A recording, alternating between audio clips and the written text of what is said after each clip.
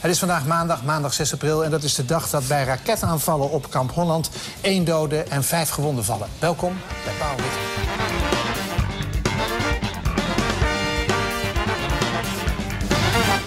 Het is een gevaarlijke plek, Oeruzgan. Het is een inherent gevaarlijk beroep, soldaat zijn. En helaas hebben we vanavond weer gezien hoe waar dat is. Kamp Holland is kwetsbaar. Het is een groot gebied, u bent er zelf geweest.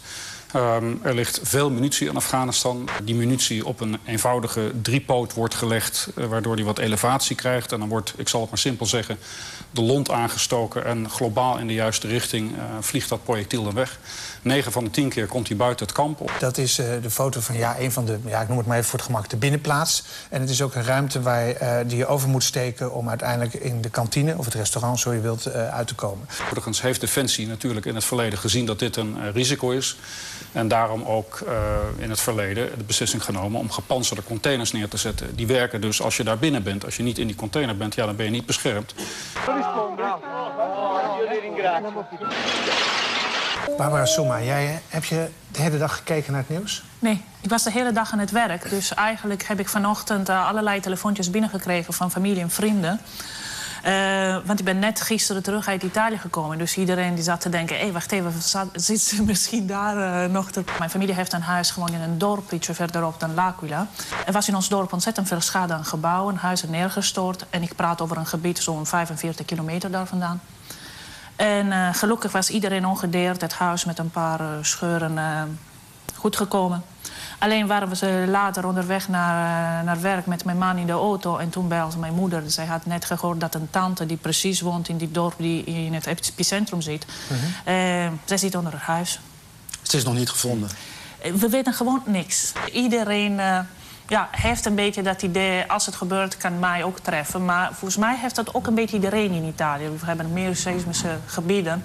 En dat verklaart ook een beetje het antwoord van het hele land. Als er zoiets gebeurt, komen meteen vrijwilligers, de rampenbestrijding, worden inzamelacties gehouden. Bernard Welt, hoofdcommissaris te Amsterdam. Vandaag voerde personeel van de NS, buschauffeurs, ambulancebroeders en politieagenten actie omdat ze in steeds sterkere mate worden gepest met geweld, met beschimpingen.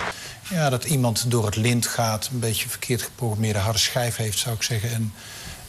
En geweld hanteert op een wijze die eigenlijk volstrekt onverklaarbaar is. Maar ook omdat hij mij in een nekklem had omdat we op de grond lagen. En op dat moment gewoon een paar keer op mijn hoofd kon inslaan. En je ziet hoe doorgedraaid verschillende lieden zijn. Kijk, daar kun je natuurlijk als politie van allerlei dingen zelf aan doen. Tegelijkertijd, zeker als dieners alleen zijn en het overkomt ze, dan zou ik het wel van belang vinden dat burgers die dit zien ook elkaar aankijken en zeggen, zou het niet eens tijd worden dat we nu gaan helpen? Wat roept u dan precies op? Hier wordt een politieagent voor zijn kop geslagen. En nu wilt u wat moet ik dan doen?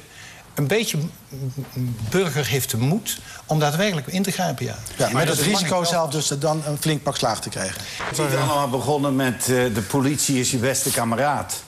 Dat is de politie helemaal niet. Als je de politie ziet, dan moet je het op een lopen zetten. Nee, niet sussen toespreken, erop slaan en inrekenen en weg. Dat als wij zoals we hier aan tafel zitten, iedereen zouden aanspreken die zichzelf, of dat nou verbaal is of anderszins in het gedrag. Dan heb ik het nog niet eens over het fysieke geweld. Maar we zeggen er heel weinig. Gerard Cox, toen was geluk heel gewoon. Laatste van het seizoen. Het is ook goed dat het over is, want we hebben het 16 jaar gedaan. We hebben er bijna 250 gemaakt. En nu zegt iedereen nog wat zonde dat jullie stoppen. Maar tegen dat ze gaan zeggen, kan het niet eens afgelopen zijn met die flauwekul, dan ben je natuurlijk te laat. Elk jaar ging het ook in de werkelijkheid ging het jaar vooruit, maar ook in de comedy. En het gekke is nu dat het is steeds 35 jaar geleden. Dus wat nu uitgezonden gaat worden is 1974. En het is net alsof de tijd ons inhaalt. Dat maakt het allemaal onwaarschijnlijker. Dat die mensen bijvoorbeeld nog in die oude rotzooi wonen. Ja.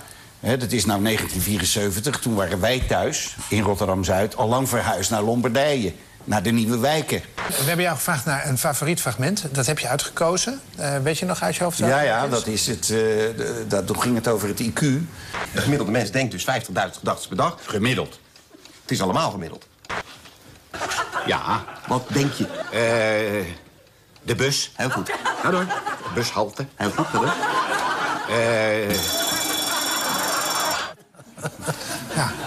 Maar hoe komt het? Dit is natuurlijk heel erg leuk. Maar ja, dit is verkort, hè? Dat is toch altijd jammer. Dat is die vreselijke televisie... die dan alles even in een halve minuut... Maar dit duurde natuurlijk bij elkaar 2-3 minuten. Is er nog een kans dat u hier ooit in gaat vliegen? Nee, die kans is er niet. Het heeft alle eigenschappen die onze jonge mannen en vrouwen... onze jonge vliegers nodig hebben... om de missies goed te doen, om te overleven. Ja. Er zijn allerlei afwegingen in de politiek daarbij spelen. Er is ook een concurrent, de Saab, zal ik maar zeggen. Daar heeft u wel in gevlogen. Ik heb in de Saab gevlogen, de Rafale gevlogen en de Eurofighter. Goede vliegtuigen allemaal, maar niet het moderne type zoals de JSF is. Zou je kunnen voorstellen dat een kabinet in crisistijd denkt...